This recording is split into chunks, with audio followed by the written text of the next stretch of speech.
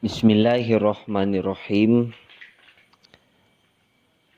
Al-kalamu huwa lafdul murakkabu al-mufidu bil wada'i. Kalam ialah lafaz yang tersusun dan bermakna lengkap. Maksudnya, kalam menurut istilah ahli nahwu, ilmu nahwu, ialah harus memenuhi 4 syarat. Yang pertama, al-lafzu, lafaz. Apa yang dinamakan dengan lafaz? As-sautul mustamilu ala ba'dil hurufil hijaiyati. Lafaz yang dimaksud dalam istilah ilmu nahwu adalah as-sautul mustamilu, ucapan yang mengandung ala ba'dil hurufil hijaiyati, sebahagian huruf hijaiyah. Contoh, kitabun artinya kitab. Majlisun artinya majlis atau tempat pertemuan. Qalamun artinya pena. Masjidun artinya masjid, dan lain sebagainya. Banyak contoh-contoh.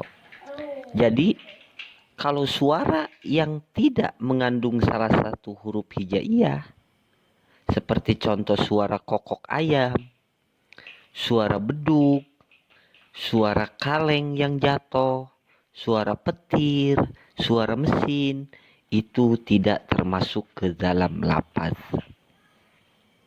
Yang kedua, murakkabun, harus tersusun. Apa maksud dari murakkab? Ma tarakkaba min kalimataini fa aksara. Ucapan yang tersusun atas 2 kalimat. Ma tarakkaba min kalimataini fa aksara, atau lebih. Contoh, Zaidun qaimun. Zaidun ari ki Zaid qaimun eta anu nangtung. Zaidun qaimun, Zaid berdiri. Allahu akbar, Allah maha besar. Subhanallah, maha suci Allah. Jadi kalau satu kalimat saja, seperti kalimat Zaid, itu bukan termasuk murakkab. Yang dimaksud dengan kalimat di sini ialah sepatah kata. Jadi kalau tidak murakkab tidak termasuk kalam menurut ilmu nahwu. Yang ketiga, al-mufidu, harus mufid, memberi faidah atau bermakna. Apa yang dinamakan dengan mufid?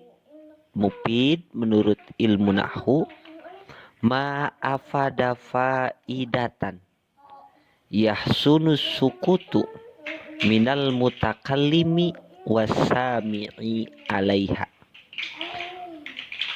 Ungkapan yang berfaedah yang dapat memberikan pemahaman sehingga pendengarnya merasa puas.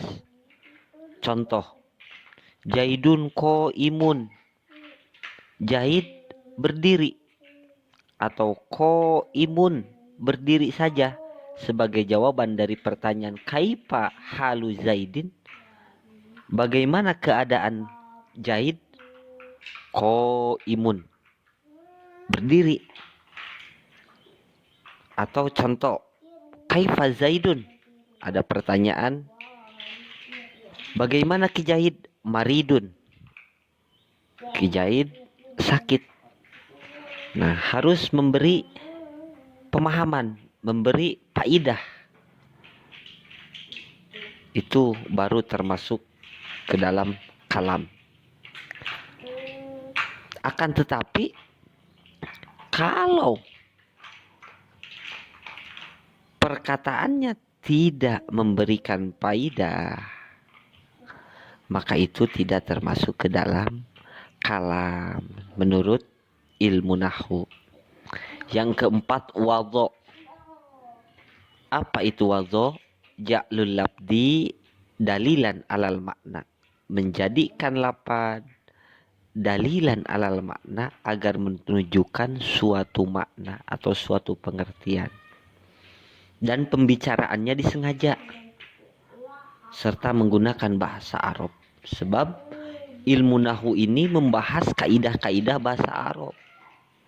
Jadi pembicaraan orang yang mengigau, yang tidak disengaja berbicaranya, dia mengigau, itu tidak termasuk ke dalam wadho menurut ilmu nahwu. Jadi harus disengaja,